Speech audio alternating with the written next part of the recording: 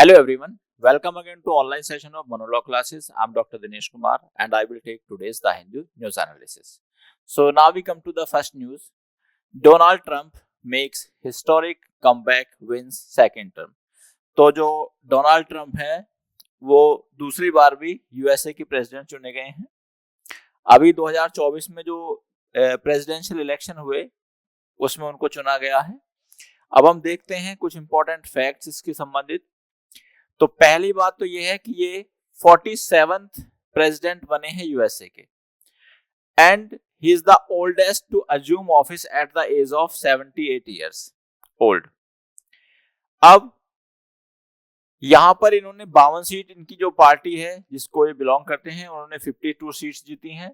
और यहाँ पर एक दूसरा फैक्ट ये है कि जो यूएसए का प्रेसिडेंट है वो 4 साल के लिए टर्म होता है उसका, और यूएसए में कोई भी पर्सन केवल 2 टर्म के लिए ही प्रेसिडेंट बन सकता है। ऐसा नहीं है जैसा कि हमारे भारत में है कि एक कोई भी पर्सन कितनी भी बार भारत का प्रेसिडेंट बन सकता है।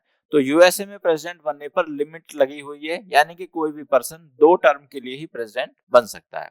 तो अभी रिसेंटली इनको जो है ये जीते हैं और ये 47th जो प्रेसिडेंट होंगे यूएसए के, and it is the second term of mister Trump. अब ये है इन्होंने किस आधार पर ये जीत पाई या किस आधार पर इनको ज्यादा वोट्स मिली। तो Trump's campaign focused on economic issue, inflation, illegal migration, border security and tax cuts. तो ये इनके जो है ये इनके मुद्दे रहे जो कैंपेनिंग के दौरान, और इनकी इस आइडियोलॉजी को यूएस के पीपल ने सपोर्ट किया। So now we come to the next news. Jammu and Kashmir Assembly passes resolutions to restore special status, begin dialogue with the center.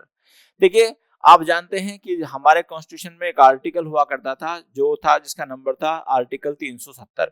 Article 370 constitution को आर्टिकल 370 जो था वो टेम्पररी इन नेचर था और वो Jammu and Kashmir को special status देता था। स्पेशल स्टेटस का मतलब ये है कि जम्मू कश्मीर का एक अपना सेपरेट कॉन्स्टिट्यूशन होता था और जम्मू कश्मीर के जो लोग हैं उनके कुछ अपने प्रिविलेजेस होते थे। अब 2019 में भारत सरकार ने उसको एब्रोगेट कर दिया, यानी कि उस आर्टिकल 370 को हटा दिया, क्योंकि उसका जो स्पेशल स्टेटस था वो टेम्पररी इन नेचर था। अब पॉइंट ये आ रहा है कि जम्मू एंड कश्मीर को फिर क्या बना दिया, यूनियन टेरिटरी बना दिया। 2019 से पहले जम्मू एंड कश्मीर जो है वो प्रॉपर एक स्टेट था, लेकिन स्टेट विद स्पेशल स्टेटस था। अब यहां पर जम्मू कश्मीर में दोबारा से इलेक्शन हुए हैं, तो वहां की जो लेजिस्लेटिव असेंबली है उसने एक रेजोल्यूशन पास कर दिया है जिसके द्वारा वो चाहते हैं कि जम्मू कश्मीर में आर्टिकल 370 दोबारा से लगे। अब इस रिगार्डिंग वो सेंटर से बात करने चाहते हैं। अब ये बाद में देखना होगा कि इसका सेंटर क्या रेस्पॉन्स करता है। At present Jammu and Kashmir is this union territory with special status, जैसे कि दिल्ली है और पौंडीचेरी है, ठीक है, या पुदुचेरी है। तो दिल्ली, पुदुचेरी और जम्मू एंड कश्मीर ये ऐसी यूनियन टेरिटरीज है जहां पर यूनियन टेरिटरी होने के साथ साथ यहाँ पर लेजिस्लेटिव असेंबली भी है, यानी कि यहाँ पर चीफ मिनिस्टर भी होता है। जनरली जो सारी यूनियन टेरिटरीज होती हैं, ये सारी यूनियन टेरिटरीज सेंट्रल गवर्नमेंट या प्रेसिडेंट के डायरेक्ट कंट्रोल में होती हैं, और प्रेसिडेंट इनका administration according to the constitution या तो डायरेक्टली कर सकता है या through the officer subordinate to him. इसलिए जितनी भी यूनियन टेरिटरीज हैं वहां पर लेफ्टिनेंट गवर्नर्स अपॉइंट किए जाते हैं, and lieutenant governor is considered as the junior और this junior to the president. Now we come to the next news. LMV license holder can drive transport vehicle weighing less than 7500 kg supreme court.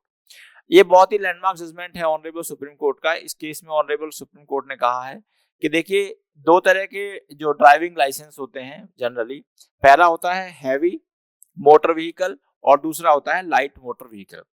तो जो heavy motor vehicle होते हैं वो उन ड्राइवरों के लिए होता है जो बहुत बड़ी बड़ी गाड़ियां चलाते हैं, यानी कि जनरली जो ट्रक चलाते हैं, बहुत बड़े बड़े ट्रक चलाते हैं, उनके लिए होता है। जो लाइट मोटर व्हीकल है वो उनके लिए होता है जो जनरली अपनी कार वगैरह चलाते हैं या टू व्हीलर चलाते हैं।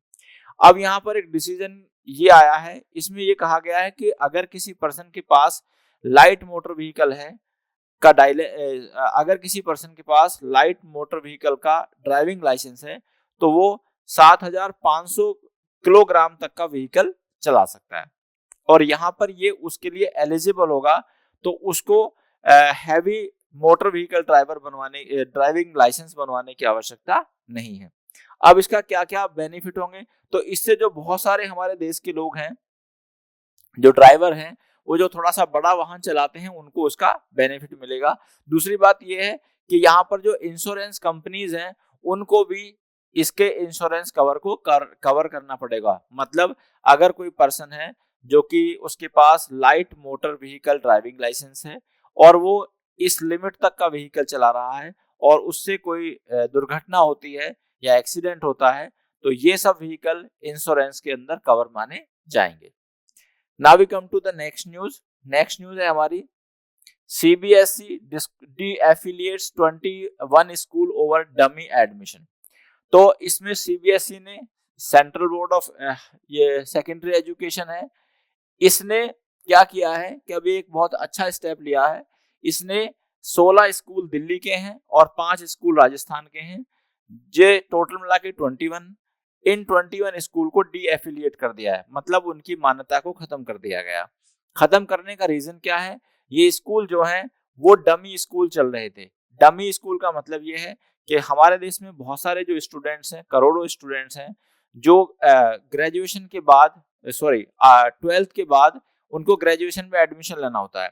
अब जब ग्रेजुएशन में उनको एडमिशन लेना होता है तो उसके लिए बहुत ही हार्ड कंपटीशन हमारे देश में है। लाइक अगर किसी को MBBS करना है तो उसको नीट क्वालिफाई करना पड़ेगा, अगर किसी को इंजीनियरिंग में जाना है तो उसको IIT JEE एडवांस का टेस्ट देना पड़ेगा, और अगर वो टेस्ट क्वालिफाई करेगा तभी उसका एडमिशन होगा। अब यहाँ पर एक पॉइंट यहाँ पर ये आया कि होता क्या था, अगर हम CBSE के रिक्वायरमेंट के हिसाब से देखें तो किसी भी स्टूडेंट के लिए 75% अटेंडेंस होना जरूरी है, यानी कि जितने भी दिन स्कूल में क्लासेस लगती हैं उन दिनों में से 75% उसकी अटेंडेंस होनी चाहिए। लेकिन बहुत सारे पेरेंट्स या कोचिंग इंस्टीट्यूट क्या करते थे, वो डमी स्कूल चलाते थे। डमी स्कूल का मतलब है कि बच्चे का नाम तो उस स्कूल में होता था लेकिन बच्चा कोचिंग सेंटर में पढ़ाई करता था। इसी के खिलाफ एक्शन लिया गया है CBSE के द्वारा, और एक्शन लेने का बेसिस ये है कि यहाँ पर जो स्टूडेंट है अगर वो स्कूल नहीं जाएगा और वो डायरेक्ट केवल कोचिंग इंस्टीट्यूट ही जाएगा तो उसके कुछ सब्जेक्ट तो बहुत अच्छे हो जाएंगे जिनको कि वो कोचिंग में बहुत डिटेल में पढ़ेगा, लेकिन कुछ सब्जेक्ट जिनको वो कोचिंग में नहीं पढ़ेगा वो उसके वीक रह जाएंगे, जिससे उसकी जो एजुकेशनल फाउंडेशन है वो प्रॉपर नहीं रह पाएगी। तो इसलिए CBSE ने इन स्कूल को डीएफिलिएट कर दिया है। Can not overnight, supreme court pulls up UP government for illegal demolitions. तो यहाँ पर क्या हुआ है, सुप्रीम कोर्ट ने जो उत्तर प्रदेश सरकार है उसके खिलाफ 25 लाख का फाइन लगाया है।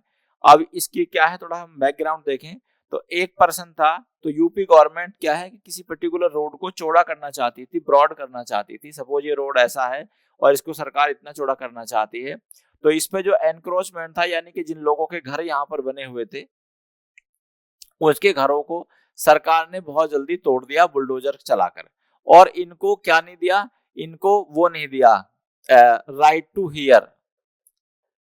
अब यहाँ पर ऑनरेबल सुप्रीम कोर्ट ने कहा है कि respect the principle of natural justice before proceeding with. तो प्रिंसिपल ऑफ नेचुरल जस्टिस का मतलब ये है कि हियर द अदर पार्टी। तो प्रिंसिपल ऑफ नेचुरल जस्टिस जो है वो 3 प्रकार के होते हैं। पहला होता है क्या, ऑडी ऑल्ट्रम पार्टम। इसका मतलब क्या है, हियर द अदर साइड, यानी कि जब आप किसी पार्टी के खिलाफ एक्शन ले रहे हैं तो आप केवल एक पार्टी को सुनकर ही एक्शन नहीं ले सकते, बल्कि जो अफेक्टेड पार्टी है या जो दूसरी पार्टी है उसको भी आपको सुनना होगा।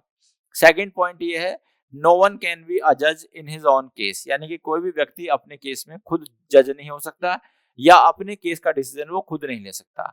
और थर्ड प्रिंसिपल है रूल अगेंस्ट बायस।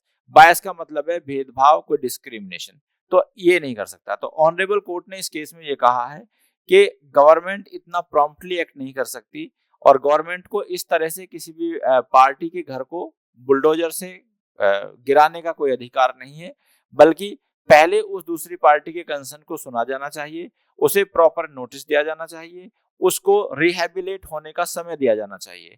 अब अगर गवर्नमेंट इस तरह प्रॉम्प्टली कार्रवाई करती है without respecting the principle of natural justice, तो गवर्नमेंट उस एक्शन के लिए लायबल होगी। और इसी बात को ध्यान में रखते हुए ऑनरेबल सुप्रीम कोर्ट ने यूपी सरकार पर 25 लाख रुपए का जुर्माना लगाया है। अब हम आते हैं next, why did supreme court uphold UP Madrasa act. तो देखिए बेसिकली जो यूपी मदरसा एक्ट 2004 है उसकी कॉन्स्टिट्यूशनल वैलिडिटी को पहले चैलेंज किया गया इलाहाबाद हाई कोर्ट में। इलाहाबाद हाई कोर्ट में जब चैलेंज किया गया तो इलाहाबाद हाई कोर्ट ने उसको अनकॉन्स्टिट्यूशनल डिक्लेयर कर दिया। अनकॉन्स्टिट्यूशनल क्यों डिक्लेयर करा, उसका रीजन ये था कि देखिए हमारे देश में अराउंड 24,000 मदरसे चल रहे हैं और मदरसे में जो एजुकेशन दी जाती है वो प्रोमिनेंटली रिलीजियस बेस्ड एजुकेशन है। तो मदरसे के जो स्टूडेंट्स हैं उनको रिलीजियस बेस्ड एजुकेशन तो मिलती है, लेकिन उनको जो हमारी जो एक साइंटिफिक टेम्पर वाली नॉलेज है या अदर सब्जेक्ट की नॉलेज है, साइंस, मैथ, बायोलॉजी, इस तरह की इंफॉर्मेशन या इस तरह की एजुकेशन उनको कंपैरेटिवली कम मिलती है। दूसरी बात यह है कि जो हायर एजुकेशन है, हायर एजुकेशन हम केवल हमारे देश में केवल यूजीसी गवर्न करती है और यार यूजीसी ये रेगुलेट करती है। तो कोई भी इंस्टीट्यूशन जो हायर एजुकेशन प्रोवाइड करता है ये यूजीसी से एफिलिएटेड होना जरूरी है, लेकिन मदरसे में भी कुछ इस तरह के हायर एजुकेशन के प्रोविजन थे इस मदरसे एक्ट में, तो इसको माना गया कि ये यूजीसी के कॉन्ट्राडिक्शन में है। तो पहले जब इसकी कॉन्स्टिट्यूशनल वैलिडिटी को चैलेंज किया गया यूपी इलाहाबाद हाई कोर्ट में, तो इलाहाबाद हाई कोर्ट ने इसको अनकॉन्स्टिट्यूशनल डिक्लेयर कर दिया गया दो ग्राउंड पर। पहला, ये कॉन्ट्राडिक्शन अगेंस्ट द यूजीसी है, और दूसरा ये जो यहाँ पर जो एजुकेशन का स्टैंडर्ड है वो एट पार नहीं है अदर एजुकेशनल इंस्टीट्यूशन जैसे कि सीबीएसई प्रोवाइड करती है या अदर बोर्ड प्रोवाइड करते हैं। फिर यूपी हाई कोर्ट के डिसीजन के अगेंस्ट अपील फाइल की गई ऑनरेबल सुप्रीम कोर्ट में, और ऑनरेबल सुप्रीम कोर्ट ने यूपी हाई कोर्ट के डिसीजन को सेट असाइड कर दिया गया और जो यूपी मदरसा एक्ट है उसको क्या माना, उसको कॉन्स्टिट्यूशनली वैलिड माना। तो ऑनरेबल कोर्ट ने कहा कि जो यूपी मदरसा एक्ट है वो लीगली वैलिड है, बट जो मदरसा है उनको जो एजुकेशन है वो इस तरह से एजुकेशन प्रोवाइड करनी पड़ेगी स्टूडेंट्स को जैसे कि अदर स्कूल प्रोवाइड करते हैं। तो ऑनरेबल कोर्ट ने ये डायरेक्शन दी है कि जितने भी मदरसे से एफिलिएटेड स्कूल हैं वो अपने एजुकेशन का लेवल थोड़ा सा अप करें, उसको अपग्रेड करें, और ऑनरेबल कोर्ट ने कहा है कि उनके पास हायर डिग्री प्रोवाइड करने का राइट नहीं है, ये हायर डिग्री प्रोवाइड करने का राइट केवल यूजीसी के पास है।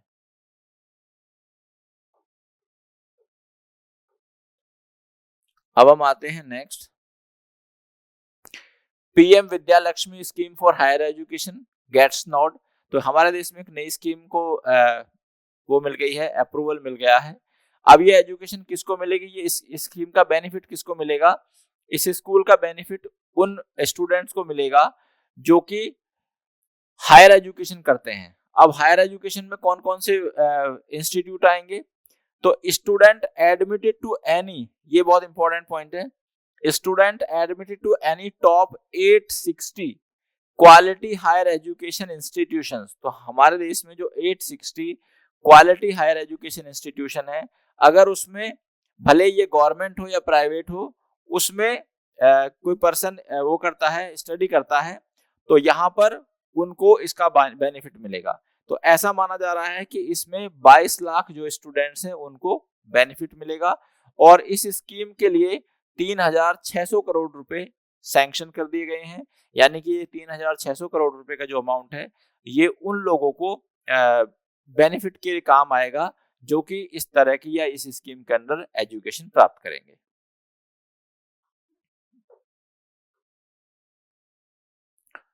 So that's all for today. I have discussed all the important news of today's newspaper.